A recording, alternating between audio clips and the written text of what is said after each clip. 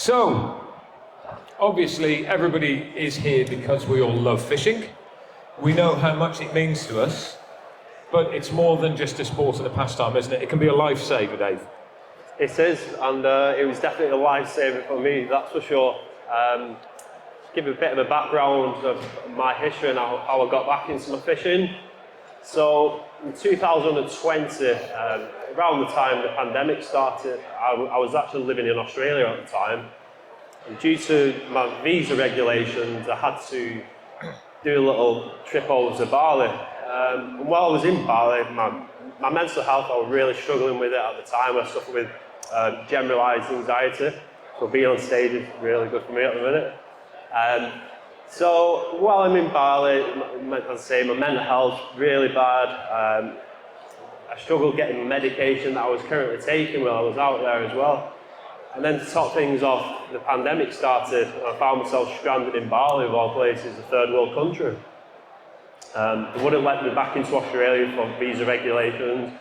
And I thought, this will pass within a couple of weeks, which obviously didn't. And I found myself in a bit of a bad place.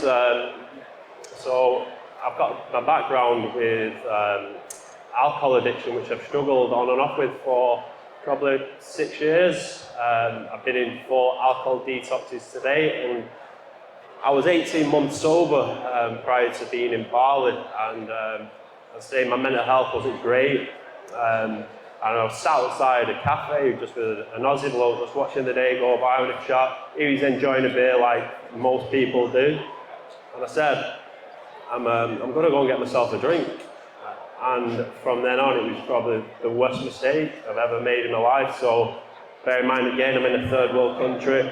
I'd relapse. Bear in mind, when I relapse, I'd jump in the deep end. It's like I'd never stopped drinking. So, for instance, I was drinking on average a day, I should say, as 40 cans of Stella a day just to get me through the day. 40 cans of Stella. I mean, people might think it's like, how do you manage that in a day? But I used to open 4 or 5 cans in the morning just so I could tie my shoelaces. I wouldn't be able to tie my shoelaces, but to be able to get a shower, to be able to get dressed, to be able to function, I was physically dependent. So I relapsed in Bali, found myself in the worst position in my life, no family, no friends there, issues with my bank cards, money was dwindling away, I couldn't get back into Australia, couldn't get back home to England, and I had no support out there, and yet I was drinking and, as I say, dwindling my money away. Cut a long story short, it's, I managed to get, literally through my now partner, who's Jenny, I've got a baby daughter with Lexi as well. She somehow, I touched base with her and she somehow managed to get me back on the last flight home. At this point, my addiction was that bad again. I was physically addicted where I actually needed drink to be able to walk, again, to be able to function. And I was manhandled in a wheelchair and then manhandled onto the last flight out there. How they let me on the flight, I will never know. So I'm on the flight and they had a 4-hour layover in Doha being an Islamic country, and didn't sell alcohol. So during my journey home, my body is slowly going into withdrawals, which is, for anybody who doesn't know what withdrawals are like, it's, again, my body just shuts down. I can't walk, you literally can't do anything, so I'm wheelchair bound. So I'm stuck over in having this layover in Doha. Managed to bide the time and got on the flight back home from Doha back to Heathrow.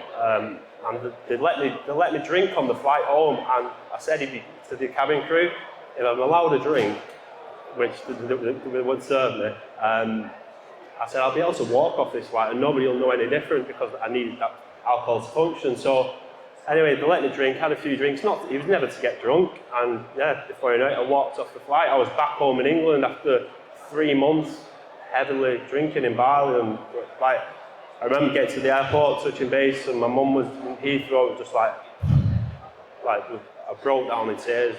I think everybody said I'm surprised I didn't come home in a box, and I was so lucky. So I'm back home now, which this is me after I got back from Bali. This is the state I was in, and yeah, again, I was drinking 40 cans. I'm at my mum's house. Yeah, I needed the support. I couldn't do anything for myself. I couldn't eat. I wasn't holding down food. I look drunk here. This is me in the morning. I've got to say though, without the support of my family and my friends, which I'm so lucky, I've met friends through the alcohol services who sadly aren't with us anymore because I've not had that support. What I put my parents through, what I put the rest of my family through is, addiction. One thing it's hard to explain to somebody who's never been through it is you won't really understand it unless you've been through it, which I was before addiction hit me. I didn't really know. So I'm saying to my mum at this point, I just want this to end now. This is, and I want some help. I need to get help, but you can't just get help unless you've got a spare 4 or 5 grand to get into a detox facility. You've got to go through the process and the rigmarole of getting into a detox. So, the doctor said to me at this point, I wasn't holding food down. You've literally got weeks left to live, like months left to live. Your body's just rejecting everything. And bless my dad. My dad paid for me to go into my detox. Which, again, to have that support now is just unbelievable. So, so that's when my journey started then, and I got all my detox, and during my recovery period, I've always found it really difficult I never found a hobby, never found anything that I was interested in, and I was became a bit of a recluse. I wasn't socialising with my friends. And I moved across from a lake, and I've not been fishing in over 20 years. I'm 38 now, and I decided to pick up my piking gear, and I was basically active on social media, following the Facebook groups, the Instagram pages, reading magazines, watching YouTube videos. On that bug, something just hit me. I'm like, I've never had that buzz, and what fishing has done for me, for my recovery.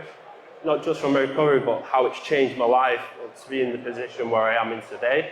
And I thought, if this is working for me, it's got to bloody work for other people. And this is where Tackling Minds came about. And I thought, right, I'm going to help as many people as I can. And I say helping as many people. If I can help one other person, great. If I can help a few, even better. And things just really gained momentum from then on. I set the Facebook group. I started the Angling Times, picked up the Angling Trust, got hold of it, and so I've got a group of volunteers, and some of them are sat down here today, our network of volunteers is huge, over 100 volunteers have got on board. So how does it actually work? What do you do? Where are you based? So we are currently based in Manchester. Sorry, just one second. So we're currently based in Manchester. We work with a number of mental health organisations, work with NHS departments, and we basically take people out who are struggling with mental health, who are struggling with addiction, just getting them out on the bank, introduce them to fishing. You find a lot of these guys have never actually been fishing before, so it's basically just passing on the knowledge we know and introducing them to the green outdoor spaces, the green-blue spaces that we know has many benefits, especially Rob. Engaging with other people, engaging with the outdoors, learning a new skill, keeping that mind active, putting that output to something else. So, the benefit you get from it, you can just see it on the faces. Do you find it's a benefit of being with effectively like-minded people as well, that if people that have either been through or are currently experiencing problems, they have to be able to relate to other people as well. So, you're mentoring people having been through the journey yourself, effectively. Yeah, definitely, exactly what you say. A prime example of this is we work with a group of Army veterans. Some of our volunteers are ex-service personnel as well.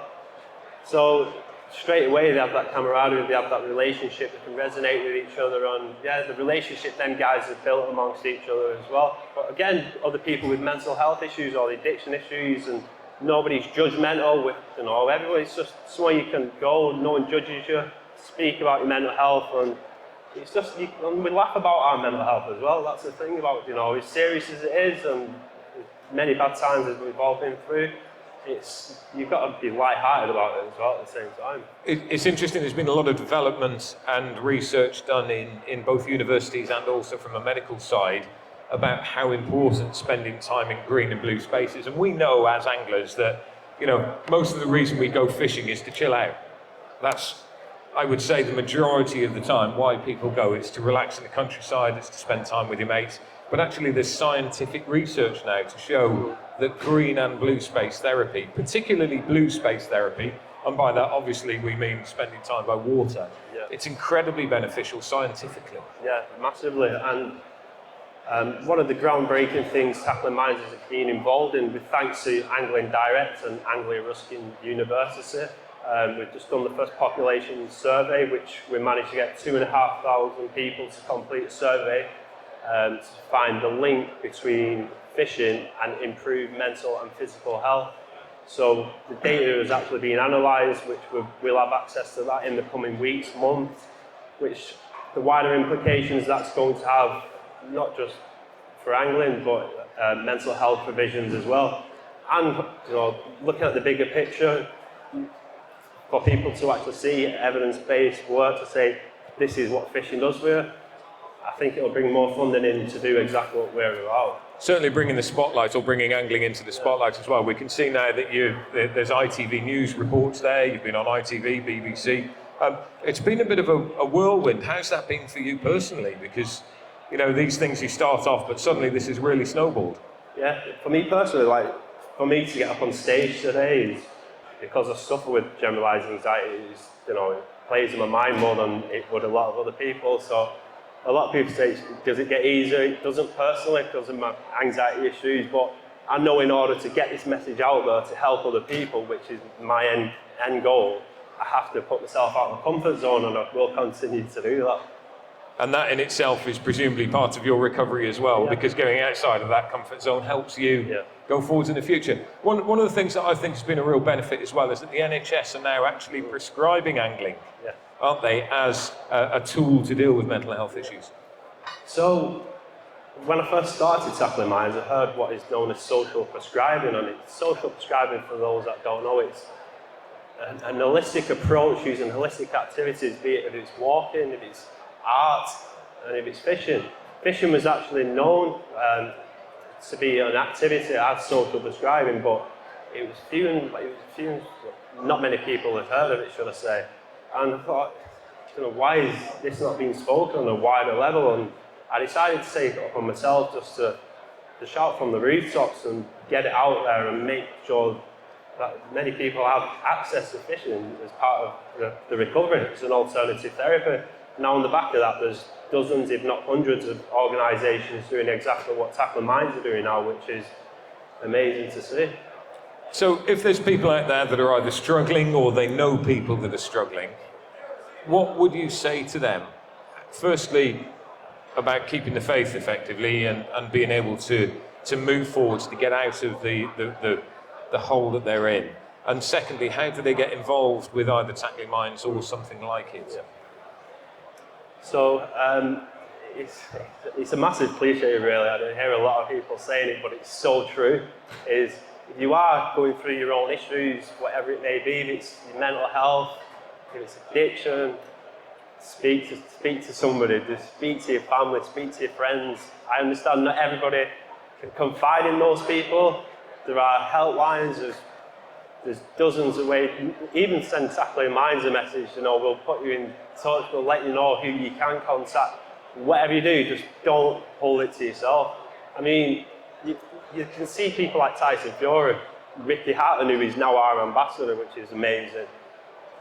Publicly talking about whatever you do, just speak out to people. If these guys can do it, anybody can do it. And if I can do it, and I'm living proof, I wouldn't be on stage, and to overcome, I still have my battles, but yeah, just because I'm open and speaking about it, it becomes so much easier. Just speak to somebody. So give us some case examples. Just tell us, we're looking at a film now here. Just give us a case example of the sort of things that you're doing. This looks like it's in Dutch as well. Yeah, so we've got RTL Dutch News contacted us because they saw the work I was doing. So basically, our sessions, just 90% of the people have never been fishing with us, so it's just a case of introducing to the basics, if it's rod and reel, unhooking fish, plummeting, feeding, actually the fundamentals basically.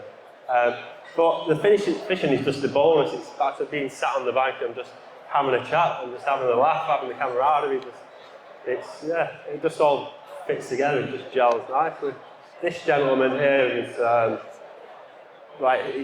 there's no audio on this, but he explains how tackling mines and fishing has helped him. And he said, without tackling mines, he doesn't think he'd be here. And he says this on national news coverage, and just to hear the impact we're having on the reach we're having is just breathtaking.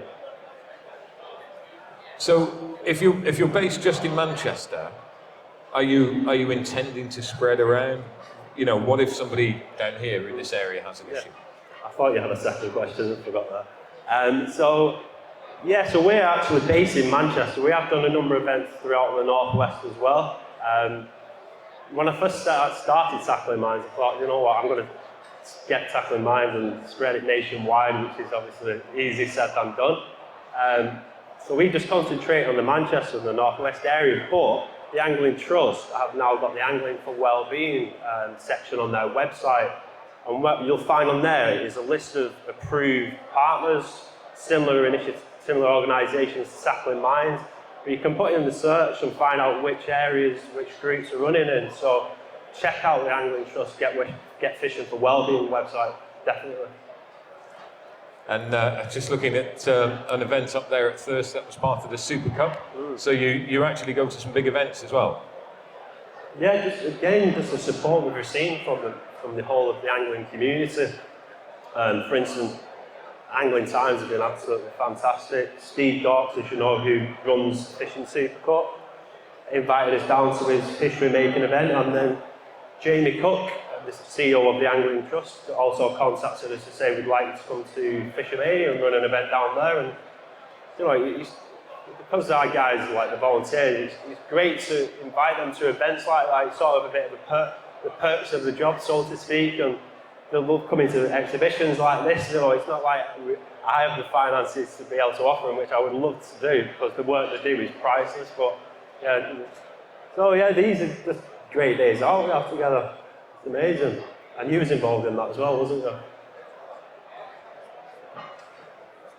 Well, there's certainly some smiling faces there. It's definitely doing the job. Are there any? There's a great message as well. Fishing's not a sport; it's a way of life. That's your catchphrase, and I think looking at you as a success story, having seen that film at the very beginning to where you are now, clearly it's worked well. What other messages have you got now? We've got just a couple of minutes left. What other messages have you got? Is there anything else on your list? Basically, just what I said in terms of. I think as anglers, we all know the benefits we all get. If you haven't got mental health, what benefits you do get from getting out on the bank, being out in that fresh air? If it's out with your mates, if it's out on your own and stuff. It's for us, it's just now getting that message out for the wider audience that don't know the benefits that there is through fishing. So it's just shouting from the rooftops, and I will continue to do that. And, so we have, before we do end, I've got Tackling Mines have got a new campaign we're starting. So last year's campaign was getting fishing recognised on the NHS, so you can now go to a doctor and get fishing prescribed. So our new campaign, defibrillator, I can't say, for every fishery in Britain, is a campaign that, so our aim now is to have a defibrillator installed in every fishery throughout the country, be it a commercial fishery, be it a syndicate. So this idea came about through, again, it was something that was close to myself with a family member who suffered from sudden cardiac arrest. Some of our volunteers, again, it's happened to them, and you only have to read, if it's the Angling Times online, how many incidents have happened. Well, you've been enjoying the sport, and no offence to anybody, but like a lot of anglers are exactly the fittest bunch of people when it comes to it. So yeah, we've had the support now. It's early days, the Angling Times, we've got this Shimano involved, Angling Direct, and we've got to launch and make a lot of noise about it, and it's a bold move, it's a massively bold move, but we've got the support there, and that's what we aim to do. Fantastic. One of the things that always warms my heart is how good angling is at helping other people. We we all love our sport, but our sport can give so much back as well. And it's people like you, Dave, that really bring that to the forefront. You know, I'm part of a group called Phoenix Heroes, which again is a similar sort of thing to what you're doing. And we reach out to many veterans. And part of the, I suppose part of the ethos really is just connecting people and taking that first step. So if you are struggling, or if you know anybody that's struggling in any way, shape or form, like Dave said, it doesn't matter whether it's a mental health issue, whether it's an addiction issue, whether actually it's a directional issue, just getting in touch with someone, talking it through and getting out of that mindset and getting in with other people that can help you out. It's just such a great place to be. So yeah, well done on what you're doing. The best of luck going forwards with it in the future as well. You will have everybody's support because it's a great, great cause. And once again, it's just, you know, it's brilliant. So, you know, from me, thank you, Dave, and I'm sure from everyone else, we'll say the same thing. Brilliant, brilliant what you're doing. If anybody wants to come and see you, obviously if they see one of these shirts walking around anywhere, sorry to point at you guys down there, but if you see anybody with a Tackling Minds t-shirt on, then just have a word with them. You can stop them and speak to them anywhere. Do you have a stand, or are you based anywhere here? We're sharing. Shimano kind of invited us to share their stand, so we're in the next room over there. So yeah, come over and say hi. Fantastic, that's it. Ladies and gentlemen, Dave Lyons, Tackling Minds. Thank you. Brilliant. And thank you for being so candid and honest with that as well. That was, it's very brave to step up and say what Dave has said. But that's absolutely brilliant. Thank you very much.